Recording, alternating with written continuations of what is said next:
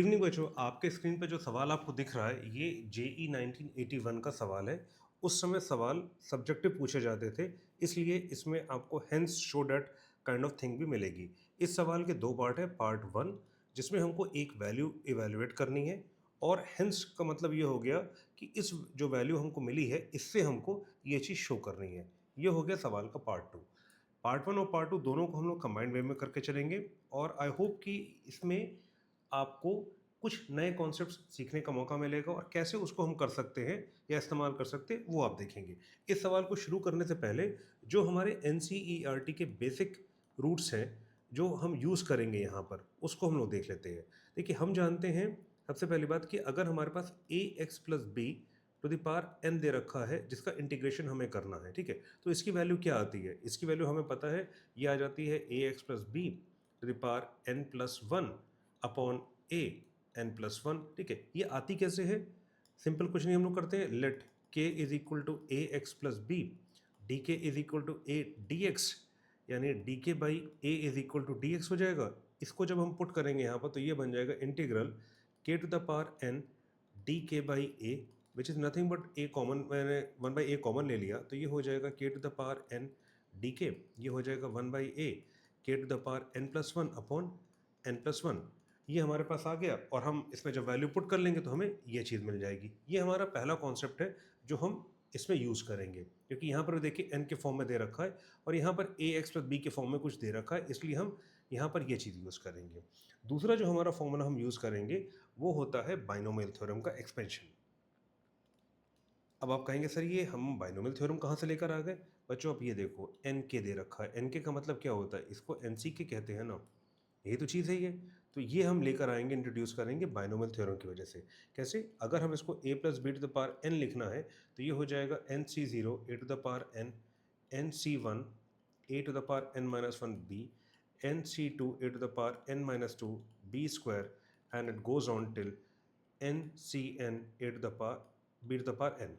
ये मुझको दे देगा, और इसी की वजह से ये जो आ रहा है ना, इसको हम लिख सकते हैं summation k going from zero to n, n C k a to the power k b to the power n minus k. ये हमारा फॉर्मूला होता है डायरेक्टली बाइनोमियल थ्योरम का, और ये जो एन सी के है यही चीज़ आपके एन के कॉम्बिनेटरिक्स के फॉर्म में हम लिख देते हैं। और तीसरी चीज़ जो हम यूज़ करेंगे वो आ जाएगी हमारे सम ऑफ या summation of a G P, one plus t square till t to the power n. ये होता है बच्चों t n plus one minus one upon t minus one. ये एक इम्पॉर्टेंट फॉर्मूला है जो हम आगे यूज़ करने जा रहे हैं। तो देखिए, अगर हमें पता है कि हम किसी भी सवाल में कितने तरीके, क्या कितने हमारे टूल्स से जो हम यूज़ करेंगे, तो हमारे लिए आसानी हो जाती है, हमें बार बार सोचना नहीं पड़ता। तो बेस्ट तरीका यही है कि हम एक बार सवाल को देखते वक्त समझ जाए कि इसमें कौन कौन से टूल्स यूज़ होंगे, और ये आएगा प्रैक्टिस से, बार बार प्रैक्टिस से। तो चलिए शुरू करते हैं अपना सवाल।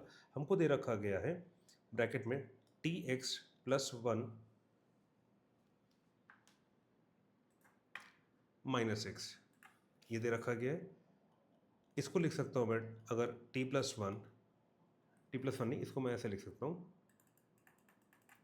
एक्स अगर मैं कॉमन ले लेता हूँ तो ये हो जाएगा t minus one x plus one. अब देखिए, एक चीज़ अगर गौर से देखिए तो वन माइनस एक्स के फॉर्म में आ रहा है ना, तो ऐसे ही कुछ हम लोग को लेकर इधर आना है वन माइनस एक्स। अब देखिए, हमारा ये हो गया zero to one t x plus one minus x to the power n d x को लिखा जा सकता है zero to the integration going from zero to one t minus one x plus one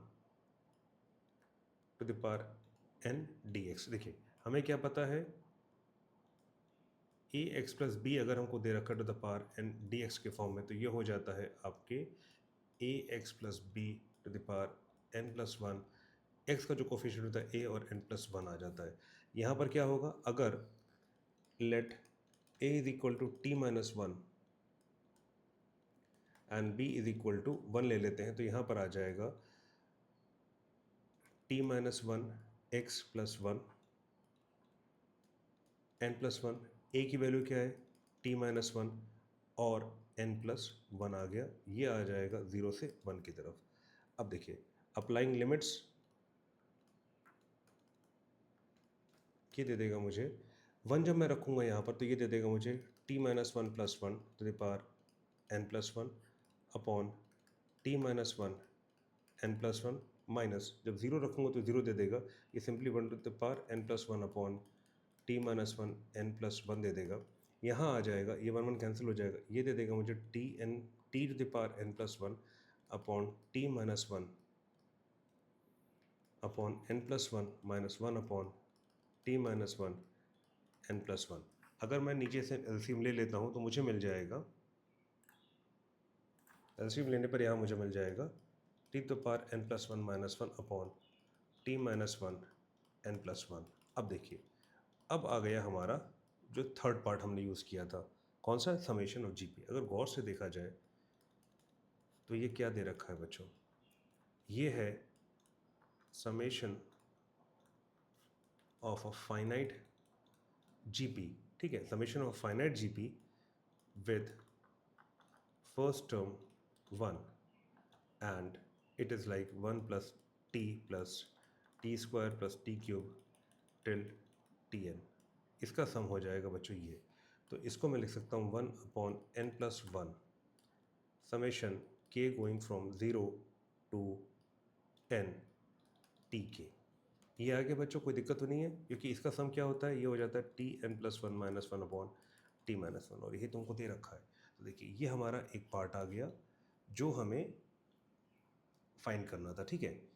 तो आई के इंटीग्रल की value क्या आ गई, इंटीग्रल की वैल्यू आ गई हमारे पास ये।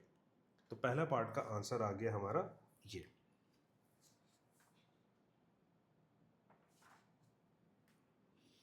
यहाँ तक क्लियर बच्चों, कोई दिक्कत तो नहीं इसमें। अब आते हैं हम अपने सेकंड पार्ट की तरफ। पहला पार्ट हमारा आ गया, ये हमने पहला पार्ट कर लिया, ठीक है। अब हेंस शो दैट, यानी using this we have to show that. तो चलिए शुरू करते हैं। हमारे पास आ गया इंटीग्रल जो दे रखा है वो है हमारे पास 1 upon n plus one summation k going from 0 to n, और यहाँ पर हो जाएगा आपके टी के, ठीक है।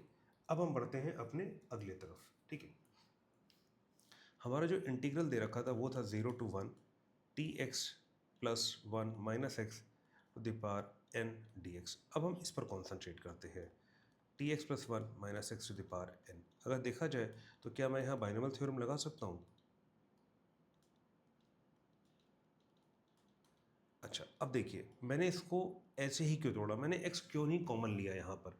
अगर हम अपने सवाल को गौर से देखें तो यहाँ पर हमको एक्स टू द पावर के दे रखा है और one minus x to the power n minus k दे रखा है, यानी ए जो दे रखा है वो आपके हो जाएगा, देखिए यहाँ पर के और एन माइनस के, यानी इन दोनों का सम कितना हो जाएगा एन। तो यानी ए हमारा एक्स के फॉर्म में कुछ होगा और बी जो होगा हमारा वन माइनस एक्स के फॉर्म में होगा। तो इसलिए हमने वन माइनस एक्स को एक साथ लिखा, जबकि हमने पहले वाले सवाल में एक्स कॉमन लिया था पहले वाले पार्ट में। यहाँ पर हम इसमें लेकर चल रहे हैं वन माइनस एक्स को अलग, ठीक है। जब मैं यहाँ पर applying binomial theorem we gate,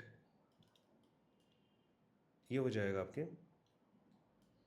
N c zero t x to the power n plus n c one t x to the power n minus one one minus x plus n c two t x to the power n minus two one minus x का square. It goes on till n C n t x, यहाँ पर zero हो जाएगा, one minus x to the power n, ठीक है। यानी इसको लिखा जा सकता है summation k going from 0 to n C k t x to the power k one minus x to the power n minus k. ये आ गया बच्चों। अब देखिए इसको और लिखा सकता है, इसको मैं ओपन कर सकता हूँ, summation k going from 0 to n C k, ये हो जाएगा t to the power k x to the power k one minus x to the power n minus k. अब देखिए ये जो है ये केस पर चल रहा है, ठीक है। यहाँ तक आ गए बच्चों हम लोग का, ठीक है। अब देखिए इसको मैं पुटअप कर देता हूँ यहाँ पर, ये आ जाएगा 0 to 1 summation k going from 0 to n, यहाँ आ जाएगा n C k t to the power k x to the power k one minus x to the power n minus k d x. अब देखिए यहाँ पर क्या है कि जो टी है, हमको टी के बारे में एक चीज़ दे रखी थी शुरुआत में। यहाँ पर देखिए T is a parameter independent of x, ठीक है, यानी टी में कोई भी चीज़ एक्स से रिलेटेड नहीं है, ठीक है। और हम इंटीग्रेशन किसका कर रहे हैं, हम जो कर रहे हैं वो वेरिएबल एक्स का कर रहे हैं। तो हम यहाँ से, और समेशन जो लग रहा है वो के पर लग रहा है, यानी के की जितने भी टर्म्स हमारे हैं जहाँ पर एक्स नहीं आ रहा है उनको हम बाहर निकाल सकते हैं। तो ये हो जाएगा summation k going from 0 to n n C k t to the power के 0 टू 1, ये हो जाएगा आपके x to the power k 1 minus x to the power n minus k d x. अगर गौर से देखें तो बच्चों यही चीज़ तो हमको पूछी गई है। ये मैं सवाल देख लेते फिर से। ये देखिए 0 to 1 x to the power k 1 minus x to the power n minus k d x, ये चीज़ हमने ऑब्टेन कर ली है, ऑब्टेन्ड। अब हमें क्या करना है, अब हमें ये वाला पार्ट लेकर आना है। अब इसको कैसे लेकर आएंगे, ये एक बहुत खूबसूरत स्टेप है, ठीक है। अब देखिए इसको मैं कह देता हूँ एक मिनट के लिए आई के, तो ये मेरा कन्वर्ट हो जाएगा summation k going from 0 to n n C k t to the power k i के। अब देखिए इंटीग्रेशन की ये वैल्यू आ चुकी है, और अगर गौर से, ये मेरा है इक्वेशन नंबर 2।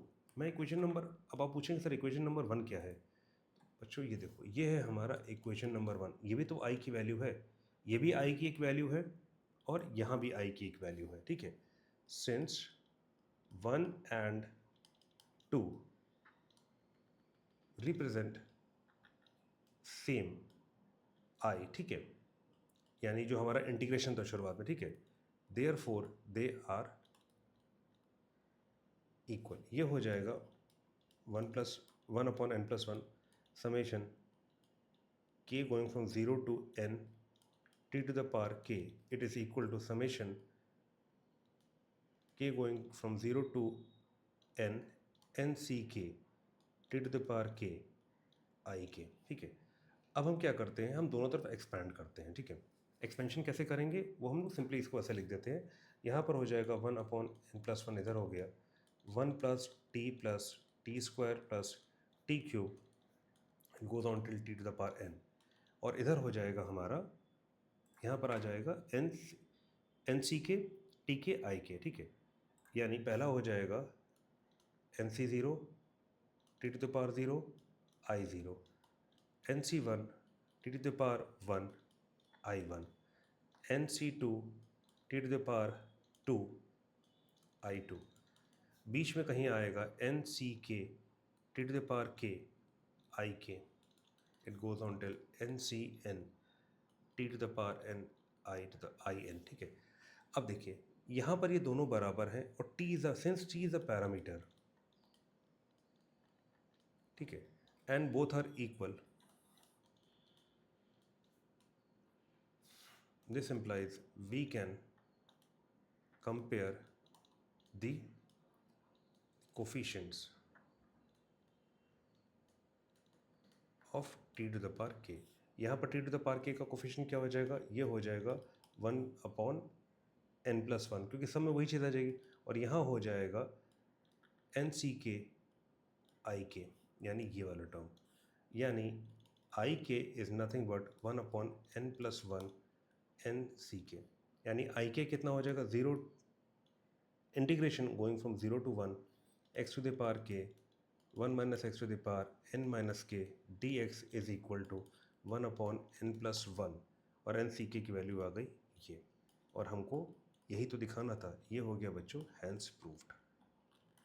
देखिए ये वो सवाल, ये उस पीरियड का सवाल है बच्चों जहाँ पर आईआईटी आपसे सब्जेक्टिव सवाल पूछता था। आज भी सब्जेक्टिव सवाल आते हैं, पर हमको कुछ प्रूव नहीं करना होता, हम लोगों को कुछ वैल्यू निकालनी होती है। अब आईआईटी अगर ये सवाल पूछेगा बच्चों, तो हो सकता है आपसे इसमें हमसे कुछ कह दे इस तरीके की चीज़ें निकालने के लिए कि भाई आप इसकी वैल्यू निकाल के हमको दिखा दो, या इसकी वैल्यू हमको निकाल के दिखा दो, और हमने इसकी भी वैल्यू निकाल के दिखाई और इसकी वैल्यू निकाल के दिखाई, इनफैक्ट इसकी तो प्रूफ करके दिखाई है।